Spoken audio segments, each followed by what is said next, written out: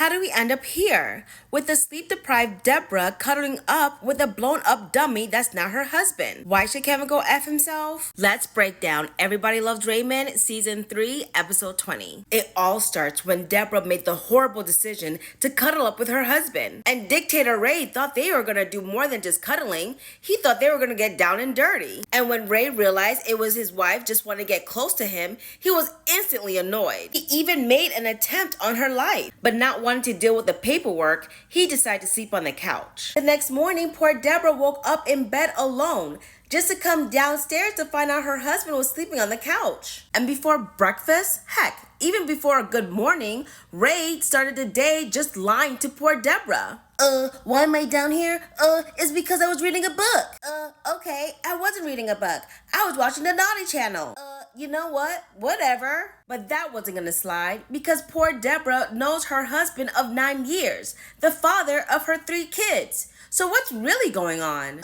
Fine. You want the truth? I don't like to be touched. I only want to be touched when it's dirty time. If it's not dirty time, don't touch me. This reality broke Deborah. How can her husband not want her to touch him? She ran after him, pleading to Dictator Ray, "Please, you're my husband, and most husbands like to be touched by their wives." Dictator Ray laughed at this notion, claiming that it was foolish for her to think such a thing, saying, "Silly woman, touching is when I want to objectify you, not love you." Now poor Deborah has to live in a reality that her very touch is bothersome to her husband. But that's not good enough for Dictator Ray because he decided to blame his behavior on his grandmother, Nani Barone. Because there's no such thing as a blameless woman in Raymond's world. And with no eye contact, Raymond tells a tale of being forced to stay with his grandmother every summer in her 1-bedroom apartment, sleeping on a pull-out couch. And Robert, Raymond's brother, spent every night crushing poor baby Raymond with his oversized body. And that's Raymond's truth, his boundary. Should he not be respected?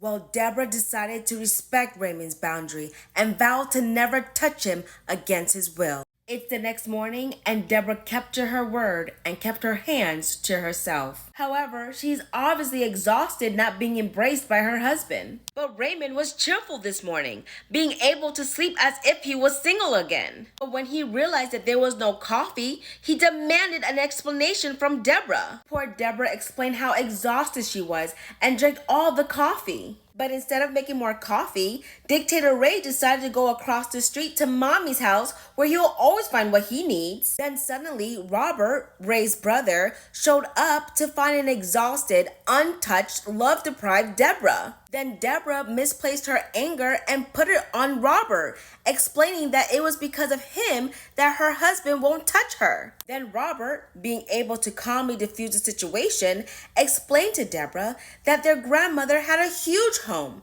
and that they never slept on a pull-out couch because they had their own room, which made this yet another lie told to her by her husband. Then Ray suddenly shows up with his mother condescending coffee and her patronizing pastries. Poor Deborah confronted Raymond about his lies, which he finally admitted to. And with all her frustrations, she let those pastries have it. Frustrated with his wife's feelings, Raymond ran to the number one person who would see it his way, the church. Raymond explained how he needs a scripture to defend himself against his wife's logic and reasoning. She's being hysterical. So the man of the church explained, if women want touch women indiscriminately. Later that day, Deborah walked into her home to find her kids covered in desserts. Because how dare she think a grown man related to them will be responsible for them? Deborah jumps into mommy mode and starts cleaning and caring for her kids. However, when Raymond walks into the same mess, he completely ignores it